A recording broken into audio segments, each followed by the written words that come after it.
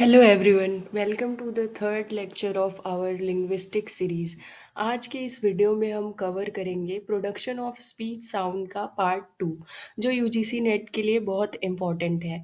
इस पार्ट में हम देखेंगे speech mechanism, air stream types, articulators और सिलेबल स्ट्रक्चर, और साथ में यूजीसी नेट के पीवाईक्यूज भी देखेंगे। तो चलिए शुरू करते हैं। स्पीच मैकेनिज्म को थ्री स्टेजेस में समझा जा सकता है। पहला, रेस्पिरेटरी सिस्टम, जो एयर को सप्लाई करता है। दूसरा, फोनेटरी सिस्टम, जिसमें लैरिंक्स और वोकल कॉर्ड्स होते हैं जो साउंड प्रोड्यूस करते हैं। और तीसरा, आर्टिकुलेटरी सिस्टम, जो साउंड को स्पेसिफिक स्पीच साउंड्स में बदलता है। Let's see some P Y Qs. पहला क्वेश्चन है, main energy source of speech क्या है? तो इसका आंसर है लंग्स। दूसरा क्वेश्चन है, स्पीच प्रोडक्शन में कौन से दो मेन सिस्टम इन्वॉल्व होते हैं? तो रेस्पिरेटरी एंड वोकल ट्रैक्ट और आर्टिकुलेटरी सिस्टम। तीसरा क्वेश्चन है, which is not a speech system? तो ऑप्शंस में डाइजेस्टिव सिस्टम था, ये डायरेक्ट क्वेश्चन है, तो इसका आंसर डाइजेस्टिव सिस्टम होगा। Now let's understand air stream mechanism. Air stream mechanism का मतलब है how air is moved in speech production. Basically sound तभी बनता है जब एयर को मूव करके वोकल ट्रैक के थ्रू निकाला या अंदर लिया जाता है। There are mainly four types. Pulmonic egressive, this is the most common mechanism. यहाँ एयर लंग से बाहर पुश होता है। ऑलमोस्ट सारी दुनिया की लैंग्वेजेस जैसे हिंदी और इंग्लिश इसी पे बेस्ड है। सेकेंड वन इज ग्लॉटलिक एग्रेसिव और इजेक्टिव। यहाँ एयर लंग्स से नहीं बल्कि ग्लॉटिस की अपवर्ड मूवमेंट से बाहर पुश होती है। Example, languages like Amharic and Quechua. Third one is glottalic ingressive या इम्प्लोजिव। इसमें ग्लॉटिस की मूवमेंट डाउनवर्ड होती है और एयर बाहर नहीं बल्कि अंदर पुल होती है। ऐसी साउंड्स आपको सिंधी और इग्बो जैसे लैंग्वेजेस में मिलती हैं। Now let's talk about velaric ingressive और क्लिक साउंड। ये थोड़ा यूनिक है। यहाँ टंग और वेलम का यूज करके एयर को अंदर सक किया जाता है। ये मोस्टली अफ्रीकन लैंग्वेजेस में होता है, जैसे ज़ूलू या Xhosa. It's Xhosa, Zulu and Xhosa. Now let's see some PYQs based on this topic. First question is, most common airstream in world's language. So right answer is pulmonic aggressive. Second one is, clicks are produced by which airstream? So answer is Velric ingressive. And Sindhi implosives use which mechanism? Answer is glottalic ingressive. Now let's understand diaphragm and lungs. Diaphragm एक dome shaped muscle है जो lungs के बिल्कुल नीचे होता है। जब diaphragm contract करता है तो हम इनहेल करते हैं, यानी हवा अंदर जाती है। और जब डायफ्राम रिलैक्स करता है तो एक्सहेल होता है, यानी हवा बाहर निकलती है। स्पीच के लिए हम इसी कंट्रोल्ड एक्सहेलेशन का यूज़ करते हैं, जिससे हम अपनी वॉइस और साउंड को रेगुलेट कर पाते हैं। Now let's see some PYQs based on this topic. The first question is, pulmonic aggressive airstream source. So the right answer is lungs. Diaphragm belongs to which system? Right answer is respiratory system. Air supply for speech comes from lungs via diaphragm. अब चलिए हम समझते हैं larynx और glottis का role sound में कैसे होता है। ग्लॉटिस यानी वोकल कॉर्ड्स की स्टेट डिसाइड करती है कि साउंड वॉइस्ड होगी या वॉइसलेस। अगर वोकल कॉर्ड्स क्लोज होकर वाइब्रेट करें तो साउंड वॉइस्ड होती है, जैसे ब, ड, ग। और सारे वॉवेल्स, याद रखिएगा, सारे वॉवेल्स वॉइस्ड होते हैं। अगर कॉर्ड्स ओपन हो और वाइब्रेशन ना हो तो साउंड वॉइसलेस होती है, जैसे प, ट, क, एंड स। कुछ साउंड में स्पेशल वाइब्रेशंस होते हैं, जैसे ब्रेदी वॉइस जिसमें वोकल कॉर्ड्स लूज वाइब्रेट करते हैं और एयर फ्लो ज़्यादा होता है। हिंदी में घ भ जैसे साउंड्स। और एक और टाइप है क्रीकी वॉइस जिसमें वोकल कॉर्ड स्टिफ वाइब्रेट करते हैं। ये मोस्टली टोनल लैंग्वेजेस में मिलता है। एग्जाम में वॉइस्ड और वॉइसलेस का डिफरेंस ट्रिकी होता है क्योंकि कुछ साउंड्स एक जैसे लगते हैं। इसलिए एक टेबल बनाकर मगअप करना सबसे इजी और सेफ स्ट्रेटजी है। अब आपको एक proper voiced versus voiceless chart दिखाते हैं जो एग्जाम के लिए बहुत ही इम्पोर्टेंट है। एग्जाम में सबसे ज़्यादा कंफ्यूजन वॉइस्ड और वॉइसलेस साउंड्स को लेके होती है क्योंकि कुछ साउंड्स एक जैसे सुनाई देते हैं। इसलिए मैंने आपके लिए ये इजी टेबल बनाई है, आपको बस इसे मगअप करना है। सारे वॉवेल्स हमेशा वॉइस्ड होते हैं, ये पॉइंट याद रखना बहुत ज़रूरी है। वॉइसिंग के साथ एग्जाम में अक्सर प्लेस और मैनर भी पूछा जाता है। जैसे प एक वॉइसलेस बाइलेबियल प्लोजिव है और ब एक वॉइस्ड बाइलेबियल प्लोजिव है। दोनों लिप्स से बनते हैं, पर एक में वाइब्रेशन है और एक में वाइब्रेशन नहीं है। तो अब तक हमने एयर स्ट्रीम मैकेनिज्म को समझ लिया है। अब एक और इम्पॉर्टेंट बात क्लियर करनी है, कॉन्सोनेंट और वॉवेल्स का डिफरेंस। कॉन्सोनेंट वो साउंड होते हैं जहाँ एयर फ्लो किसी न किसी जगह पे ब्लॉक या नैरो होता है, जैसे प, ट या फिर क। वॉवेल्स वो साउंड्स होते हैं जहाँ एयर फ्लो फ्रीली निकलता है बिना किसी ब्लॉकेज के, जैसे अ, ए, ई। कॉन्सोनेंट्स को हम दो फीचर्स से डिस्क्राइब करते हैं। पहला है प्लेस ऑफ आर्टिकुलेशन, दूसरा manner of articulation. Place of articulation sound कहाँ बनता है, कौन सा आर्टिकुलेटर यूज हो रहा है। और मैनर ऑफ आर्टिकुलेशन क्या है, साउंड कैसे बनता है और एयर फ्लो किस तरह ब्लॉक या मॉडिफाई होता है।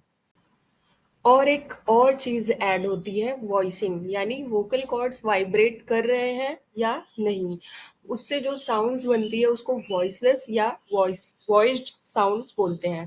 तो चलिए अब देखते हैं वॉइस्ड और वॉइसलेस साउंड्स क्या होती हैं। वॉइस साउंड्स वो होते हैं जहां वोकल कॉर्ड्स वाइब्रेट करते हैं, जैसे ब, ड या ग। वॉइसलेस साउंड वो होते हैं जहां वोकल कॉर्ड्स वाइब्रेट नहीं करते, जैसे प, ट या क। यानी एक ही साउंड प्लेस और मैनर से सेम हो सकता है, बस वॉइसिंग अलग होती है। एग्जाम्पल, प और ब दोनों बाइलेबियल प्लोजिव है, लेकिन प वॉइसलेस है और ब वॉइस्ड है। Now let's understand the place of articulation and manner of articulation one by one. Place of articulation ये बताता है कि साउंड कहाँ बनता है। यहाँ आप देख पाओगे एक टेबल जिसमें वॉइस्ड और वॉइसलेस साउंड को प्लेस के बेसिस पर रखा गया है। बाइलेबियल प वॉइसलेस, ब वॉइस्ड, एल्वियोलर ट वॉइसलेस, ड वॉइस्ड, वेलर क वॉइसलेस, ग वॉइस्ड। और इसी तरह दूसरे प्लेसेस जैसे डेंटल, पैलेटल एंड ग्लोटल। ये चार्ट आपको क्लियर करेगा कि एक ही प्लेस पर दोनों टाइप्स के साउंड्स बनते हैं, बस वॉइसिंग चेंज होती है। अब मैनर ऑफ आर्टिकुलेशन को समझते हैं। ये बताता है कि एयर फ्लो किस तरीके से मॉडिफाई होता है। इस टेबल में क्लियरली दिखेगा कि कौन सा साउंड वॉइसलेस है और कौन सा वॉइस्ड है। अब चलिए मैनर और प्लेस ऑफ आर्टिकुलेशन के सारे टर्म्स को क्विकली समझ लेते हैं। प्लोजिव क्या होता है, जब एयर फ्लो को रोक कर फिर एकदम से रिलीज करते हैं तो उसको प्लोजिव साउंड बोलते हैं, जैसे प और ब। नेजल साउंड जब हवा नोज से निकलती है तो उसको नेजल साउंड्स बोलते हैं, एग्जाम्पल म एंड न। फ्रिकेटिव क्या होता है, जब एयर फ्लो को नैरो पैसेज से गुजारा जाता है जिसमें फ्रिक्शन जनरेट होती है तो उसको हम फ्रिकेटिव बोलते हैं, जैसे फ और व। एफ्रिकेट क्या होता है, प्लोसिव प्लस फ्रिकेटिव का कॉम्बो, एग्जाम्पल च एंड ज। अप्रोक्सीमेट जब ऑर्गन्स क्लोज होते हैं पर एयर फ्लो को स्टॉप नहीं करते, उसको हम अप्रोक्सीमेंट बोलते हैं, जैसे व और र। लेटरल क्या होता है? जब एयर फ्लो टंग के साइड से निकलता है तो उसको हम लेटरल साउंड बोलते हैं। अब चलिए प्लेस ऑफ आर्टिकुलेशंस को देख लेते हैं, जैसे बाइलेबियल, दोनों लिप्स से जो साउंड बनता है उसको बाइलेबियल बोलते हैं, जैसे प, ब और म। Labiodental, lower lip plus upper teeth, example फ और व। Dental, tongue plus teeth, example थ एंड द। Alveolar, tongue plus alveolar ridge, alveolar ridge upper teeth के जस्ट पीछे की रिज को बोलते हैं, एग्जाम्पल ट, ड, स और न। पोस्ट एल्वियोलर, ये थोड़ा एल्वियोलर रिज के पीछे होता है, एग्जाम्पल श एंड ज। Palatal, tongue plus hard palate, example, इसका एग्जाम्पल है य। फिर velar, tongue back plus soft palate, soft palate को वेलम भी बोलते हैं, एग्जाम्पल है इसका क, ग एंड अंग। ग्लॉटल, ग्लोटिस से बना साउंड है, इसका एग्जाम्पल है ह और ओ। Now let's see some PYQs based on this topic.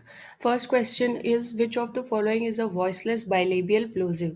Options are there and the answer is P. इस क्वेश्चन में पूछा गया है वॉइसलेस बाइलेबियल प्लोजिव कौन सा है। बाइलेबियल का मतलब दोनों होठों से, और प्लोजिव का मतलब कंप्लीट क्लोजर और एंड बर्स्ट, और वॉइसलेस मतलब बिना वाइब्रेशन के।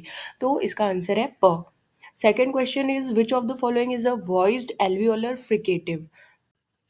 अब यहाँ पे एल्वियोलर फ्रिकेटिव पूछा है, तो एल्वियोलर मतलब टंग टचेस एल्वियोलर रिज, फ्रिकेटिव मतलब फ्रिक्शन वाली साउंड। स और ज दोनों एल्वियोलर फ्रिकेटिव्स हैं, लेकिन स वॉइसलेस है और ज वॉइस्ड है। सो करेक्ट आंसर इज ज, option B is correct. Second question is, third question is, which of the following is a dental fricative. Dental fricative का मतलब है साउंड जो टीथ से बनती है विथ फ्रिक्शन, जैसे थ। थ एक वॉइसलेस डेंटल फ्रिकेटिव है, बाकी सब अलग प्लेस के हैं। जैसे श पैलेटो एल्वियोलर है, फ लेबियो डेंटल है, ज पैलेटो एल्वियोलर वॉइस्ड है। सो करेक्ट आंसर इज थ। Next question, ch sound is classified as, so the correct answer is voiceless palato alveolar affricate। च जैसे कि च इन चेयर, ये एक एफ्रिकेट है। एफ्रिकेट का मतलब है प्लोसिव प्लस फ्रिकेटिव दोनों का मिक्सचर। फिर पैलेटो, पैलेटो एल्वियोलर प्लेस पे ये बनती है और ये वॉइसलेस है, इसलिए इसका correct answer B voiceless palato alveolar affricate होगा। So next question is, which one is a voiced velar plosive. Answer is ग, velar plosive sound, plosive sounds और सॉफ्ट पैलेट यानी वेलम के कॉन्टेक्ट से बनती है। क वॉइसलेस है, ग वॉइस्ड है, अंग एक नेजल साउंड है, ह ग्लोटल फ्रिकेटिव है। So correct answer is option A which is ग। Next question, which is a voice labiodental fricative. So correct answer is व। लेबियो डेंटल फ्रिकेटिव का मतलब lower lip plus upper teeth. फ और वह दोनों labio dental है, लेकिन वह वॉइस्ड है। So correct answer is option B which is व। अब चलिए एक छोटा सा इससे रिलेटेड कॉन्सेप्ट देखते हैं, सॉफ्ट पैलेट या वेलम। ये भी बहुत इंपॉर्टेंट है और एग्जाम में पूछा गया है। सॉफ्ट पैलेट का रोल होता है डिसाइड करने में कि साउंड ओरल होगी या फिर नेजल। जब वेलम रेज्ड होता है यानी सॉफ्ट पैलेट ऊपर की तरफ होता है, तो नेजल पैसेज ब्लॉक हो जाता है और एयर सिर्फ माउथ से निकलती है। इससे बनते हैं ओरल साउंड्स, जैसे प और ट। जब वेलम लोअर्ड होता है यानी नीचे आता है, तो नेजल पैसेज ओपन हो जाती है और एयर नोज से भी निकलती है। इससे बनती है नेजल साउंड्स, जैसे म और न। Now let's see a previous year question. 2015 December, nasal sound occur when velum is. So the right answer is lowered. June 2014 question, velum का दूसरा नाम क्या है? तो आंसर इज सॉफ्ट पैलेट। तो अब तक हमने कॉन्सोनेंट्स पढ़े जो एयर फ्लो को ब्लॉक करके बनते हैं, लेकिन वॉवेल्स थोड़े अलग होते हैं। वॉवेल्स वो साउंड है जो बिना किसी ऑब्स्ट्रक्शन के प्रोड्यूस होते हैं। वॉवेल्स में एयर फ्लो फ्लो फ्रीली पास करता है और सारे वॉवेल्स वॉइस्ड होते हैं। इन्हें मेनली टंग की पोजीशन और लिप्स के शेप के बेसिस पर क्लासिफाई किया जाता है। वॉवेल्स तीन चीज़ों पर डिपेंड करते हैं। पहला टंग की हाइट, दूसरा टंग का पार्ट और तीसरा लिप्स राउंडेड है या अनराउंडेड। टंग हाइट, जब टंग ऊपर होता है तो हाई वॉवेल्स बनते हैं जैसे ई और ऊ। जब बीच में होता है तो मिड वॉवेल्स बनते हैं जैसे ए और अ। और जब नीचे होता है तो लो वॉवेल्स बनते हैं जैसे ए और अ। Now let's talk about tongue position. Tongue अगर आगे होता है तो फ्रंट वॉवेल्स जैसे ई और ए बनते हैं। अगर बीच में होता है तो सेंट्रल वॉवेल्स जैसे अ और अ। अगर पीछे होता है तो बैक वॉवेल्स जैसे ऊ और ओ बनते हैं। Now let's talk about lip rounding. Lip shape भी इम्पॉर्टेंट है। कुछ वॉवेल्स राउंडेड होते हैं जैसे ऊ और ओ, और कुछ अनराउंडेड होते हैं जैसे ई और ए। अब एक और इम्पॉर्टेंट डिफरेंस है मोनोप्थॉन्ग्स और डायप्थॉन्ग्स। मोनोप्थॉन्ग्स एक ही वॉवेल साउंड होते हैं जैसे ई या ए। डायप्थॉन्ग्स दो वॉवेल साउंड्स का कॉम्बिनेशन होते हैं जैसे आई इन टाइम एंड ए इन से। Now let's see some PYQs based on this topic.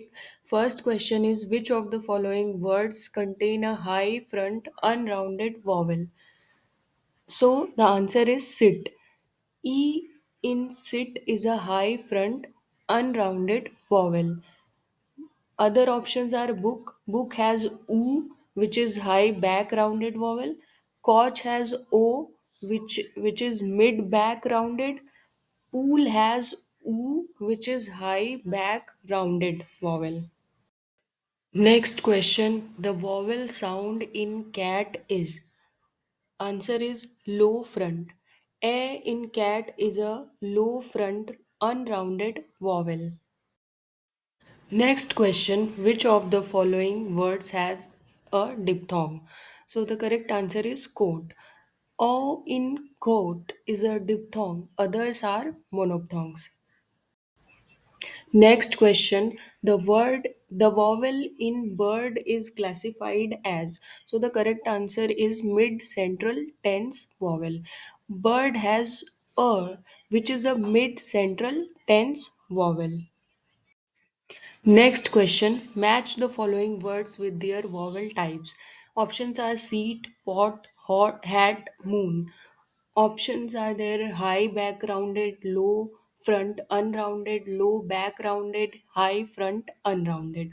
So E in seat is high front unrounded. O in pot is low back rounded.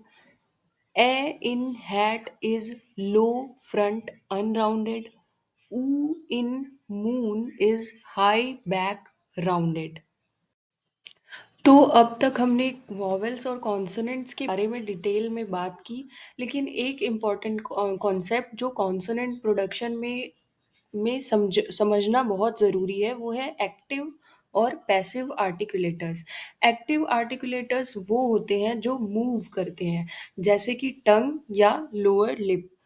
Passive articulator वो होते हैं जो fixed होते हैं, जैसे अपर टीथ और alveolar ridge या फिर हार्ड पैलेट। जब लोअर लिप अपर टीथ से टच करती है तो फ और व जैसी साउंड्स बनती हैं, जैसे फैन और वैन। जब टंग टिप एल्वियोलर रिज को टच करता है तब ट और ड जैसे साउंड्स बनते हैं, जैसे टाइम और डॉग। टंग ब्लेड और हार्ड पैलेट से श की साउंड बनती है, जैसे इन शूज।